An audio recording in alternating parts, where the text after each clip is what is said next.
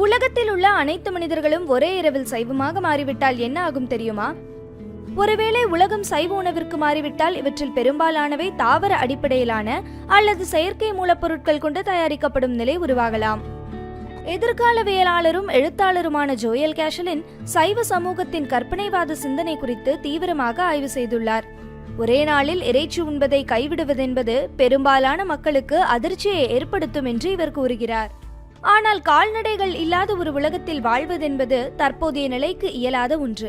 உதாரணமாக, கடந்த 2021ஆம் ஆண்டு சுவிட்சர்லாந்து மட்டுமே எப்போதும் இல்லாத அளவு முட்டைகளை உற்பத்தி செய்துள்ளது. தாவர உணவை மட்டுமே உண்ணும் எதிர்காலம் குறித்த ஆராய்ச்சிகள் மேற்கொள்ளப்பட்டாலும் பண்ணை விலங்குகள் இல்லாத ஒரு உலகை பார்ப்பதென்பது சாத்தியமில்லை.